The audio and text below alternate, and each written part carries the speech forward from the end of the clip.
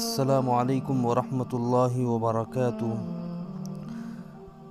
ناظرین، موت ایک ایسی حقیقت ہے جس نے دنیا کے کسی بھی شخص کو اپنے پنجے میں لینے سے گریز نہیں کیا۔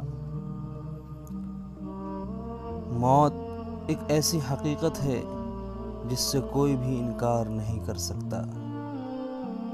موت ایک ایسی سچائی ہے کہ دنیا کو کوئی بھی شخص اسے جھٹلا نہیں سکتا۔ ہر کسی کو یقین ہے کہ اسے ایک دن اس دنیا کو چھوڑ کر جانا ہے، اور اس دنیا کے اندر جو چیز اس نے محنت کر کے اپنے پاس جمع کیا ہے، چاہے اس کے پاس مال ہو، اولاد ہو، ان سب کو چھوڑ کر جانا ہے۔ قرآن مجید میں اللہ رب العزت نے ارشاد فرمایا، کل نفس ذائقۃ الموت، ہر نفس کو موت کا مزہ چکھنا ہے۔ آج ہمارے درمیان سے ختم نبوت کے پہرے دار حضرت مولانا حبیب الرحمن صاحب، شاہی امام پنجاب، امیر احرار، اس دنیا سے پردہ فرما چکے ہیں۔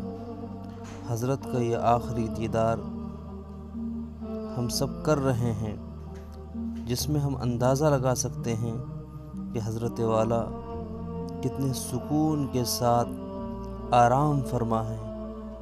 ایسا محسوس ہو رہا ہے کہ کسی طویل مسافت پر تشریف لے گئے تھے، وہاں سے واپسی پر تھکان ہوئی اور راحت کی نیند لے رہے ہیں۔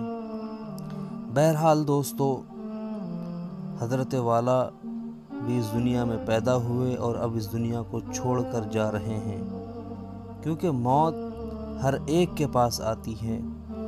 موت کسی کو نہیں چھوڑتی، لیکن انسان کے لیے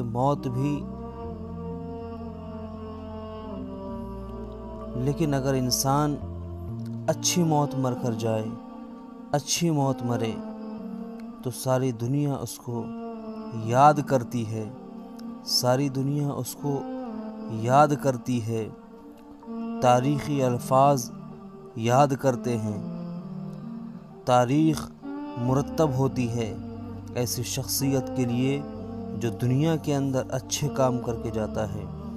تاریخ لکھی جاتی ہے ایسی شخصیت کے لیے جو دنیا کے اندر انقلابی قدم اٹھا کر جاتا ہے۔ حضرت والا اس دنیا کے اندر جب تک رہے، باطل کی آنکھوں میں آنکھیں ڈال کر بات کی اور حق بات کو واضح طور پر ہر اسٹیج سے سنایا۔